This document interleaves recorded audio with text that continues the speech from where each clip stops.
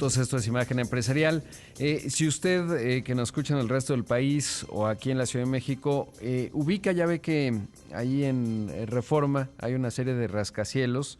Uno de ellos es muy emblemático, la Torre de Reforma, pues que ha ganado muchísimos premios, muchos reconocimientos. Bueno, pues justamente el arquitecto de esta gran obra, Benjamín Romano, está con nosotros esta mañana. Buenos días, Benjamín. Gracias por tomar la llamada. Hola, ¿cómo estás? Gracias por invitarme a platicar con ustedes. Al contrario, encantado de hacerlo y sobre todo, bueno, pues diría uno de los mejores arquitectos que tiene México actualmente. Además, fundador y director del despacho LBR&A, o no sé cómo se diga. Comienzo por ahí la primera pregunta. Es LBR Arquitectos Ah, LBR Arquitectos, perfecto. y Arquitectos. Y bueno, comienzo por un lado, ¿cuál ha sido entre las obras más emblemáticas del despacho? Mira, la que más ha destacado por su altura es la Torre Reforma. Ujú. A mí me gusta mucho un edificio que hicimos en la calle de Tres Picos de Arquímedes. Es un proyecto muy especial porque se desarrolla en un terreno de 167 metros cuadrados de forma triangular. Y el programa es de 1,670 metros de oficina y 48 coches. O sea, si tú ubicaras ahorita 167 metros con una referencia de una casa o algo así, es difícil imaginar ahí 48 coches y Claro. menos 1,600 metros cuadrados de oficina. Es un proyecto sumamente interesante. Es como un relojito. Sí, ya lo estoy viendo y sí está muy interesante. Sobre todo la eficiencia del espacio. Estoy viendo aquí el plano y sí, ¿no? Un sótano profundo, cinco pisos Tiene o ocho ocho. pisos de sótano, entre cuartos de máquinas. Lo que pasa es que nosotros creemos que la arquitectura es únicamente lo que vemos, pero atrás de la arquitectura hay un mundo de instalaciones y hay un mundo de cosas que permiten que el edificio funcione. Y bueno, pues por eso es que ahí nos fuimos a 8 sótanos. Pero claro, en una localización prime, en la Ciudad de Sí. México, en Polanco, pues lo meritaba el proyecto. A mí ese edificio es el que más me llama la atención por lo complejo del programa. Claro, y sí, es muy bonito. Además, evidentemente, yo creo que todos los que vivimos en la Ciudad de México lo hemos visto, pero no sabemos, y ahora que pase lo voy a ver con más atención, el grado de complejidad, porque además la obra per se pues, no refleja el tamaño de la superficie en la que se construyó, es decir, esto que Claro. ya mencionas. Y si te das cuenta, el edificio está soportado sobre unos muros de placa de acero. Normalmente todos vemos edificios de concreto, de tabique, de fachada, de lo que tú me digas, pero aquí son dos muros de acero que además tocan el suelo de una forma muy especial. Y como todos sabemos, los edificios se conectan a las ciudades, con el drenaje, con la energía eléctrica, con el agua, con todo. Y si tú ves el edificio, la forma en que el edificio se conecta con el suelo es muy interesante. Sin duda lo es. Y ahora, uno de los proyectos nuevos que tienen es la Terminal 2 del Aeropuerto Internacional de Puerto Vallarta. Ahí, ¿cuál va a ser? Y obviamente México pues ha tenido en los últimos años una discusión profunda de los aeropuertos, ha sido un tema fundamental. En este caso, ¿cuál va a ser, digamos, la característica de lo que se está proyectando ahí de parte del despacho? Mira, en toda mi época de académico, hablaba yo mucho de los flujos. Y ciertamente en el aeropuerto de Vallarta es donde se concentran más la importancia del buen análisis de los flujos. Cuando yo me refiero a los flujos, por supuesto que incluyo a los flujos de las gentes, de los coches, de los elevadores, lo que tú me digas. Pero, pero hay flujos que nosotros consideramos en arquitectura demasiado importantes, como los flujos del viento, del sol, Ujú. de los equipos y etcétera.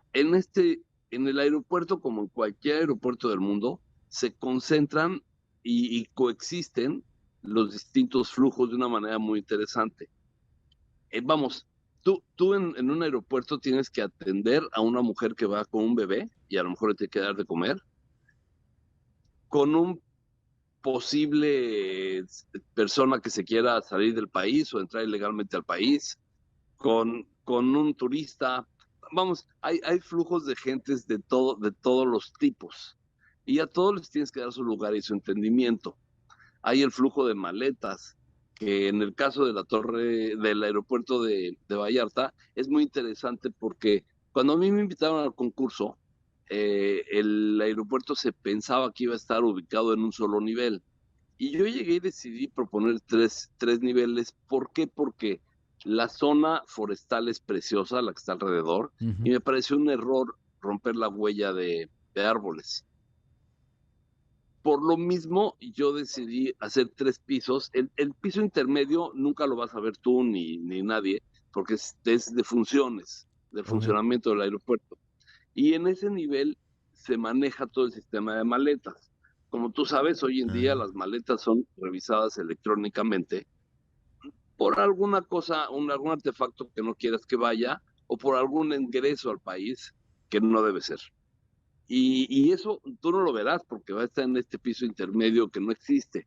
En el taller lo apodamos el piso Malkovich, como aquella película de John ajá. Malkovich que vivía en el piso 7.5. Y bueno, otro flujo muy interesante que tenemos en Vallarta es la lluvia. Llueve muchísimo en esta temporada. Entonces, si tú analizas el aeropuerto, tiene unos grandes canalones en la azotea que transportan el agua por la azotea y nunca entra al edificio, siempre cae en las orillas. Y eso nos llevó junto con, te platico que Vallarta es el punto de mayor sismicidad de la República Mexicana, más que Ciudad de Ah, México. wow. Y entonces, entre el flujo de las lluvias, de los vientos y del sismo, nos inventamos unos apoyos que les llamamos matatenas, que son unos apoyos de cuatro patas. No sé si tú recuerdas cuando jugábamos matatenas de chicos, pues las matatenas las echas y siempre caen paradas Sí. por su figura tridimensional. Y entonces nos inventamos estas columnas tridimensionales que miden 11 por 11 por 11 metros. Es una matatena casi escultórica, y digo casi escultórica por su proporción. Vamos, si tú agarras cualquier elemento y lo cambias de proporción, se convierte en una escultura. Claro. Y estas matatenas son, además de los apoyos estáticos del aeropuerto, son los accesos y pasos entre un lugar a otro. Es decir, tú entras por una matatena al aeropuerto, pasas a seguridad por otra matatena, pasas al duty free por otra matatena y finalmente tomas tu avión a través de una matatena. Me encantaría poder compartir contigo las imágenes porque sí es como muy emblemática esta matatena, que mucha gente me ha preguntado si es producto del análisis de la X de México, porque efectivamente parece una X, pero realmente es un diseño que nace de la necesidad de darle una estabilidad estructural al edificio, física, Claro. no nada más de ingeniería civil. Entonces, me parece que es muy interesante el proyecto. Tiene unos claros enormes de 42 por 51 metros. Es decir, entre cuatro matatenas tenemos más de 2.000 metros cuadrados sin apoyo intermedio, cosa que me parece pues muy interesante.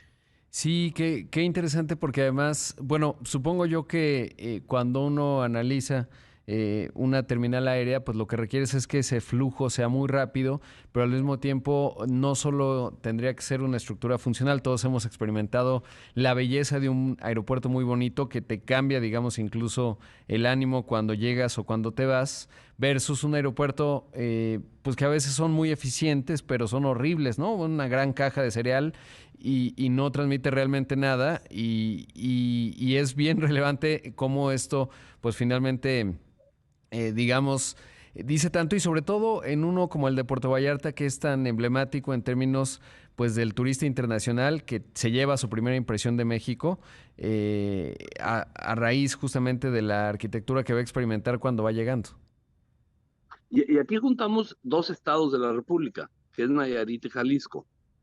Y entonces sí es como dar la bienvenida a esos dos estados, ¿no? Que se Claro. juntan ahí en este lugar maravilloso que ahorita ando aquí en Vallarta. eh,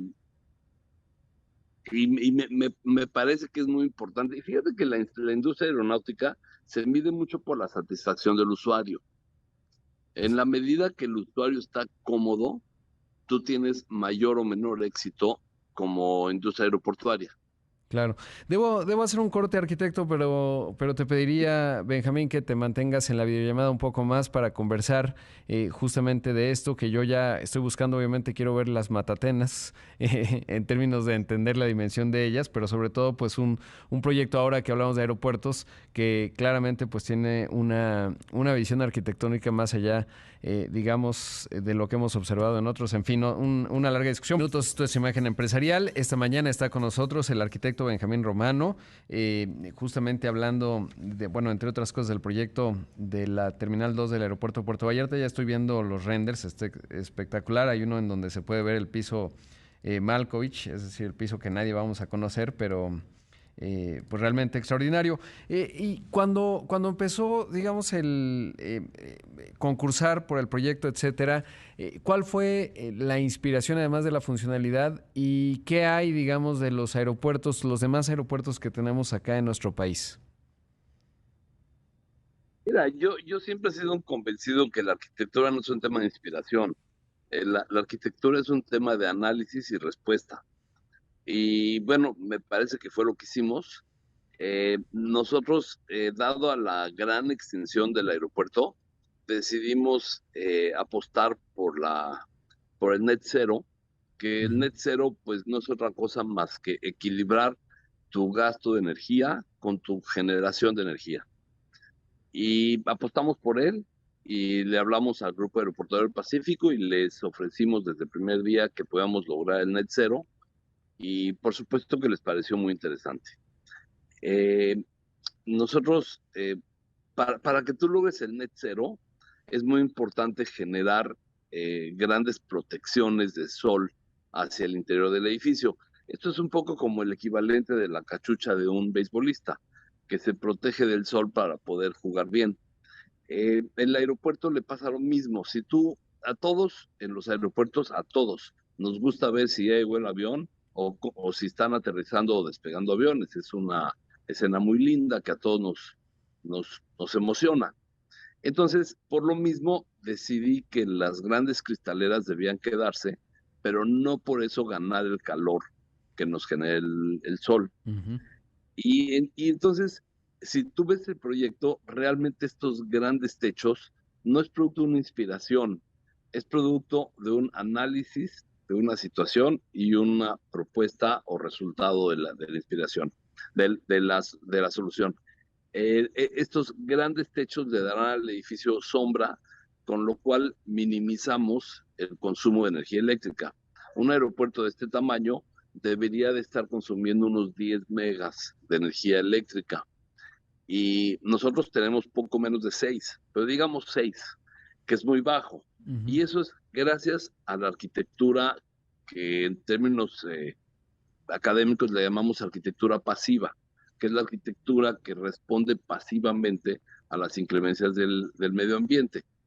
Esa arquitectura pasiva nos va a permitir generar más de 6 megas, que tenemos capacidad de 7 megas, con lo cual el grupo aeroportuario va a tener un retorno de esa inversión en pocos años, en 3.4 años, y ya luego se quedará para siempre con ese ahorro, que nos parece que es muy interesante. Y Eh, sí. ese es como estuvo pensado el proyecto. Y en términos del agua se aprovecha, digamos, siendo un lugar en donde llueve tanto, está considerado, ya viéndolo, pues obviamente está rodado de árboles, etcétera, y esa parte también del agua, que creo que, digo, este es un proyecto específico en Puerto Vallarta, pero cuando pienso en los problemas de agua que tenemos, por ejemplo, en la Ciudad de México, esto siempre se vuelve algo importante. ¿Qué hay de esa parte? Mira, aquí en Vallarta el problema es distinto, porque no te lo dice que hay huracanes, que en Ciudad de México Ah, no tenemos. exacto. Y lo primero que te tienes que proteger en un aeropuerto, pues es de un huracán, porque si un huracán afecta al aeropuerto, pues toda una población se queda aislada.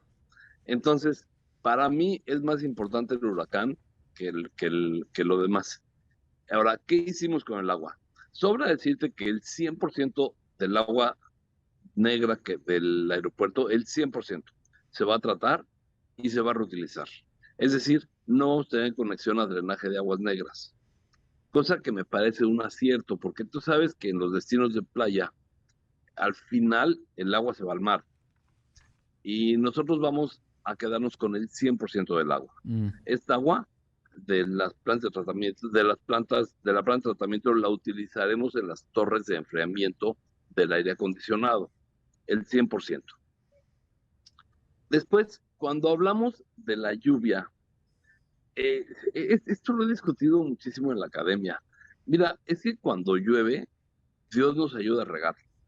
Y cuando no llueve, no hay depósitos de agua que te alcancen para almacenar esta agua para los 6 meses que en el caso de Vallarta no hay lluvia. O sea, nada más si tú te imaginaras el tamaño de ese depósito, el costo que tiene ese depósito es abrumador. Entonces, el agua nosotros sí la vamos a captar, y lo digo en serio, pero vamos a captar el 300% de una tormenta. ¿Por qué 300? Porque estamos pensando en un posible huracán. Y luego esta tormenta la vamos a ir sacando, que es agua limpia, directamente a un estero. Eso me parece que es como inteligente, porque si nosotros nos abocáramos a almacenar agua, bueno, pues el costo de estos depósitos no lo hace viable. Sí, no sé si me doy cuenta, Sí, si me sí. doy a entender. En Ciudad de México es muy diferente. ¿Por qué razón? Porque en Ciudad de México no tenemos ningún río de agua potable, no tenemos los Himalayas o no tenemos los Andes que nos proveen de agua de nieve, que tendríamos agua potable.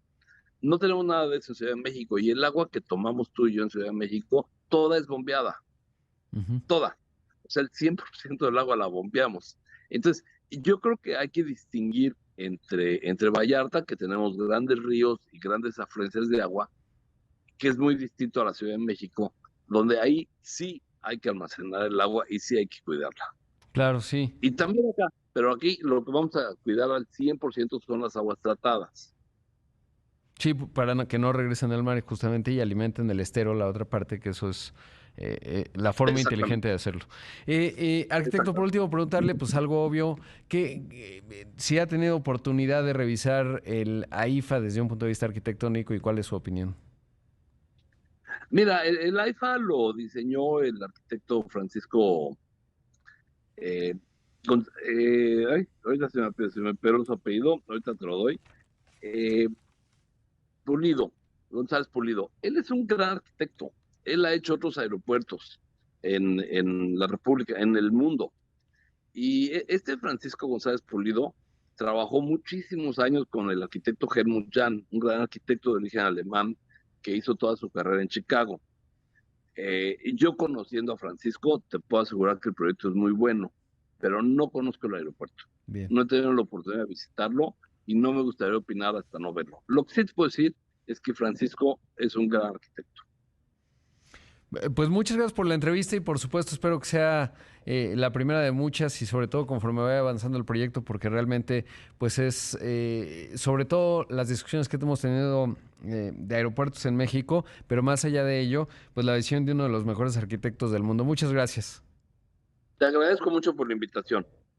Ahí escuchamos al arquitecto Benjamín Robano, fundador y director del despacho LBR&A, que lo he estado diciendo de manera extraña, pero bueno, el proyecto justamente de la Terminal 2 del aeropuerto de Puerto Vallarta, que está espectacular. Si usted puede ver el render, ya está viendo yo la página del despacho y está extraordinario e interesante el proyecto.